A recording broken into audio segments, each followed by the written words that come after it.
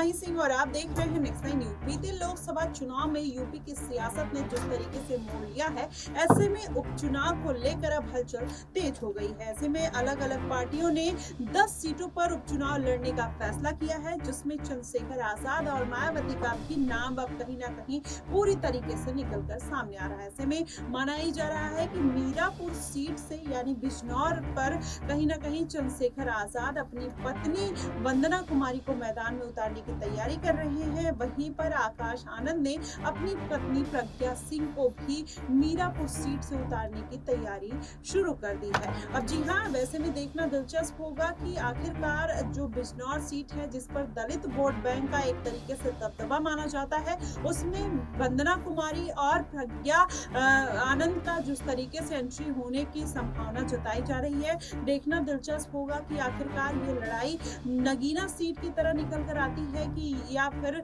मायावती बाजी मारती हुई दिखाई देती है। हालांकि देखा जाए तो मायावती का जनाधार कहीं ना कहीं कम हुआ है। लगातार चंद्रशेखर आजाद जनता की तरफ से एक प्रबल दावेदार के रूप में सामने आए हैं, दलितों के बड़े नेता के तौर पर देखे जा रहे हैं। माना ही जा रहा है कि आकाश आनंद का अब घटता हुआ कद और आजाद का बढ़ता हुआ कद कहीं ना कहीं मायावती को परेशान करने लगा है। ऐसे में जनता भी चाहती है कि इन दोनों का गठबंधन हो जाए, लेकिन अगर गठबंधन नहीं होता है तो क्या वाकई में अगर वंदना कुमारी और प्रज्ञा एक दूसरे के सामने सामने आती हैं तो किसकी जीत होगी, किसकी हार होगी, ये तो उस समय पता चल जाएगा। लेकिन अभी के जो समीकरण है कहीं ना कहीं मायावती के हाथ से निकलते हुए नजर आ रहे हैं। चंद्रशेखर आजाद ने इस बार के विधानसभा चुनाव में सभी सीटों पर कहीं ना कहीं चुनावी मैदान में उतरने का फैसला लिया है। 403 सीटों पर उन्होंने ऐलान किया है कि आने वाले विधानसभा चुनाव में प्रत्याशी उतारेंगे। ऐसे में 10 सीटों पर भी उपचुनाव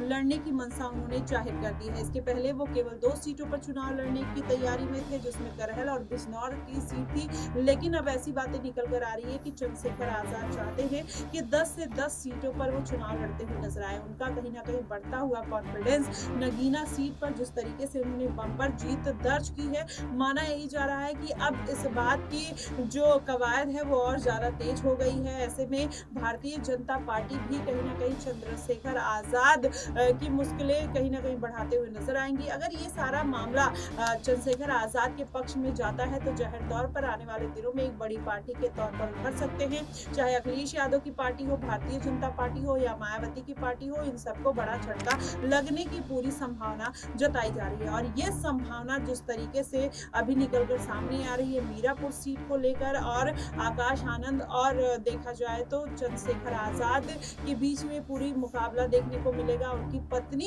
एक प्रत्याशी के तौर पर जरूर उतर सकती हैं, लेकिन जो मुख्य चेहरा होगा वो मायावती आकाश आनंद का होगा और इधर से देखा जाए तो चंद्रशेखर आजाद रावण का हो सकता है। देखना दिलचस्प होगा आखिरकार मीरापुर सीट पर कौन जीत दर्ज करता है। क्या आकाश आनंद अपनी पत्नी को जिता पाएंगे या फिर चंद्रशेखर आजाद नगीना की तरह फिर से बाजी मारते हुए नजर आएंगे। आपको क्या कुछ लगता है, आप हमें कमेंट बॉक्स में जरूर बताइएगा। फिलहाल के लिए बस इतना ही। देश और दुनिया की तमाम खबरों के लिए हमारे साथ बने रहिएगा।